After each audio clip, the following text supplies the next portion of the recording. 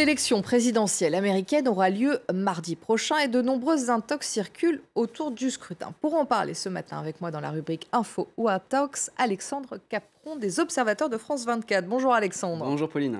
Alors sur les réseaux sociaux, des internautes crient déjà à la fraude électorale. Oui, tout à fait. C'est une thématique forte de côté des internautes, surtout du côté des internautes républicains qui affirment que le vote risque d'être galvaudé. Pour ça, en fait, ils utilisent des photos qui n'ont absolument rien à voir avec la situation qu'ils décrivent. Regardez.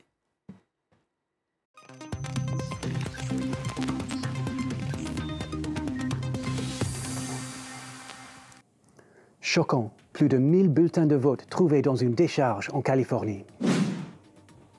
Misère, on retrouve des bulletins de vote pour Trump jetés partout, en Californie, au Texas et en Pennsylvanie.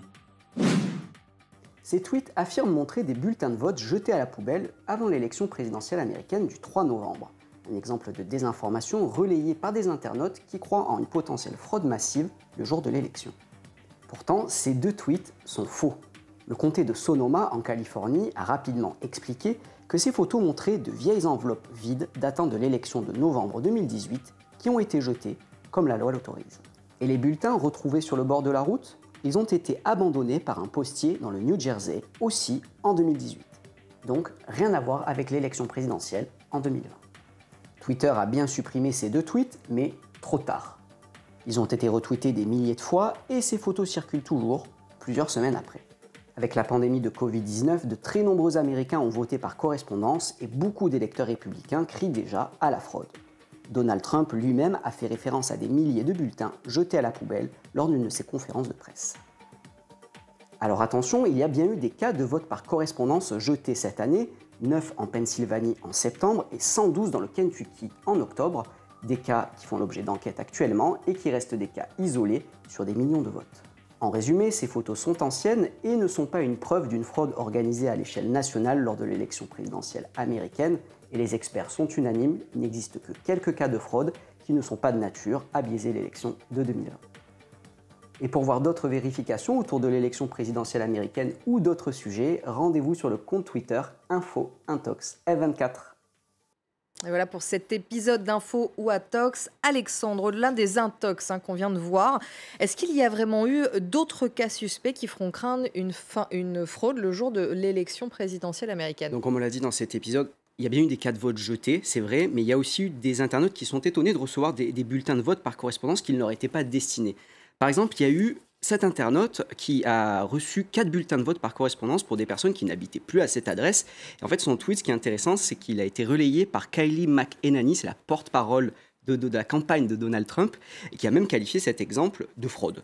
Il y a plus surprenant, il y a cet internaute qui a posté le 6 octobre une photo de bulletin de vote reçu dans le New Jersey, et elle a expliqué que c'était destiné à ses parents, mais qui en fait sont décédés.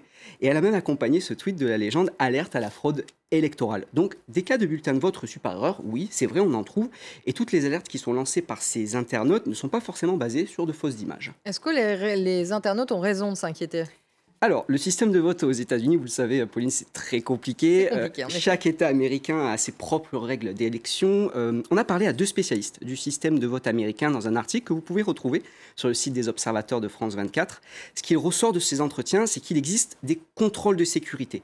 Il y a une des expertes à qui on a parlé qui nous a expliqué que dans le système de vote du Colorado et de l'Utah, il y a eu des cas où des bulletins soumis avaient été signés par quelqu'un d'autre que le votant et qui ont donc été annulés. En fait, donc, il existe des contrôles de sécurité qui empêchent les actes les plus flagrants de fraude. Donc, au final, en fait, les cas de fraude, c'est extrêmement rare et surtout, ce n'est pas de nature à perturber le scrutin à l'échelle nationale. Il y a une étude publiée par le Washington Post en 2014 qui a montré qu'en 14 ans, il y a eu 31 cas avérés d'usurpation d'identité sur un total d'1 milliard de votes étudiés. C'est donc extrêmement peu. Derrière ces craintes, il y a notamment le président américain, Donald Trump, qui fait souvent référence justement à cette possible fraude. Donc c'est sûr que lui-même alimente tout ça. Exactement, Donald Trump, il tweet beaucoup, vous le savez. Après, il faut faire très attention parce qu'on a tendance à tout attribuer à Donald Trump, notamment des faux tweets. Par exemple, il y a récemment eu un tweet qui a circulé lorsque le président américain avait le Covid-19 où il aurait dit « mon sang et le vaccin ». Ça a fait beaucoup rire. Ce tweet, c'est un faux. Et pour le vérifier, en fait, il suffit de se rendre sur un site qui s'appelle Trump Twitter Archive, qui recense absolument tous les vrais tweets de Donald Trump et qui propose même un moteur de recherche. C'est assez fascinant. Ça nous a permis de vérifier que depuis septembre, Donald Trump a publié au moins 8 tweets à propos des votes par correspondance, qu'il qualifie de vote indésirable d'ailleurs, et a même ajouté dans un de ses tweets qu'il qualifiait ce système de menace majeure pour la démocratie américaine. Donc, à ce sujet, ceux qui croient en une possible fraude ont effectivement un allié de taille sur les réseaux sociaux en la personne du président américain. Merci Alexandre. On rappelle que l'équipe des observateurs sera mobilisée pour la soirée électorale et que vous-même, vous serez également présent parmi les équipes de France 24 pour couvrir cet événement. On vous retrouvera à ce moment-là et notamment lundi prochain. Merci Alexandre.